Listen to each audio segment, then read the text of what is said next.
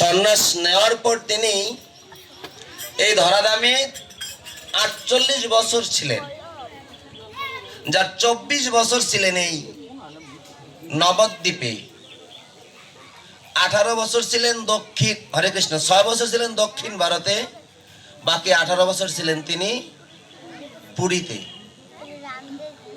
যখন তিনি সন্ন্যাস ধর্ম গ্রহণ করে পদব্রজে এবার তিনি কোথায় যাবে? সেই পুরীতে জগন্নাথ দেখতে যাবে। পথে তিনি রেমুনায় ক্ষীরচোরা গোপীনাথকে দর্শন করলেন।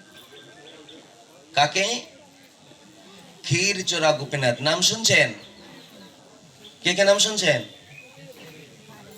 আচ্ছা, ক্ষীরচোরা গোপীনাথ মানে কি গো? ভক্তের জন্য ভগবান ক্ষীর চুরি করেন, তাহলে সেটা কি জড় পদার্থ তাকে ভাবা যাবে? কার জন্য করলেন ভক্তটাকে? মাধবেন্দ্র পুরী। তো ভক্ত যার জন্য ভগবান চুরি করতেও বাধ্য হয়েছে।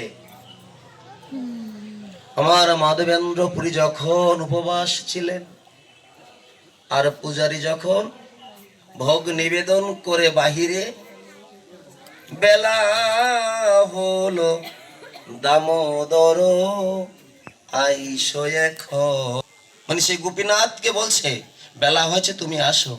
যখন তিনি আসলেন, তিনি তো জানেন অন্তর্যামী ভগবান যে আমার ভক্ত বাহিরে আছে, অনাহারি আছে। তার জন্য কি করেছে? আঁচলের নিচে একটা বাটি লুকিয়ে রাখছে। কিন্তু পূজারী ভক্ত দিতে ঠিক চলে গেছে প্রসাদ নিয়ে, কিন্তু তার যদি দৃষ্টি থাকতো যে আমি কয়টা বাটি দিয়েছি, কয়টা বাটি নিয়েছি, তাহলে কিন্তু ধরা পড়তো, তাই তো? তাহলে গণনা করে নাই, তাই তো? এখানেও বলছে যে মন যদি গোবিন্দ সেবায় একনিষ্ঠ না হয়, ভগবানের যে দুই চরণ, দুই চরণের যে দুই নূপুর, একজন হচ্ছে গুরু আর একজন শিষ্য, কর্ণমুনি আর বিশ্ব বসু। এই মানে মন দিয়ে গুরু সেবা না করাতে কি হয়েছিল জানেন? কর্ণমুনি তার গুরুদেবের পদসেবা করছিল, কিন্তু মন তার অন্য মনস্ক ছিল। এতে কি হয়েছিল? গুরুদেবের পায়ে নখের আঘাতে রক্ত বের হয়েছিল।